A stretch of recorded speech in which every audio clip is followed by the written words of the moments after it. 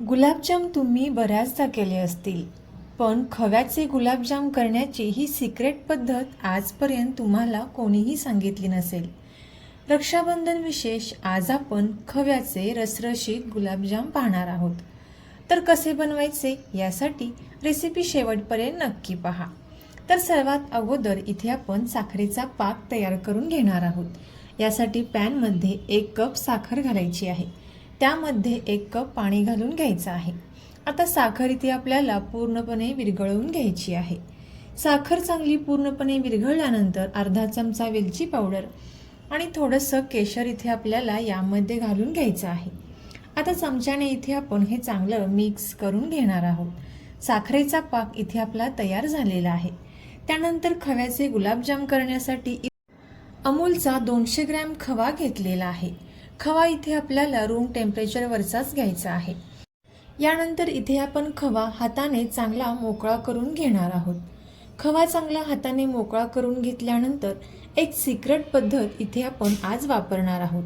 तर खव्याचे गुलाबजाम करण्यासाठी या पद्धतीने इथे आपल्याला हाताच्या साहाय्याने हा खवा छान असा चोळून घ्यायचा आहे, जेणेकरून तो खवा अगदी मऊ लुसलुशीत छान असा तयार होतो.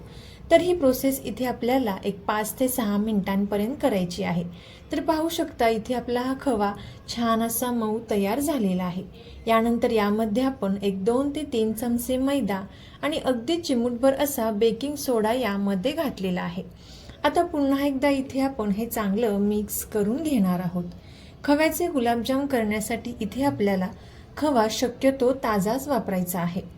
आता हे चांगलं मळून घेतल्यानंतर लगेचच इथे आपण गोळे तयार करायला घेणार आहोत. हाताला इथे आपण थोडंसं तेल लावून घेतलेलं आहे. आता इथे तुम्हाला हव्या त्या साईजचे हव्या त्या आकाराचे गुलाबजाम तयार करून घेऊ शकता. इथे मी या पद्धतीने गुलाबजाम तयार करून घेतलेले आहेत. आता एका साईडला कढईमध्ये तेल चांगलं कडकडीत गरम झालेलं आहे. यामध्ये आपल्याला गुलाबजाम सोडायचे आहेत आणि मंद आचेवरती इथे आपण हे गुलाबजाम छान असे तळून घेणार आहोत. तर पाहू शकता मस्त असे इथे आपले हे गुलाबजाम तयार झालेले आहेत.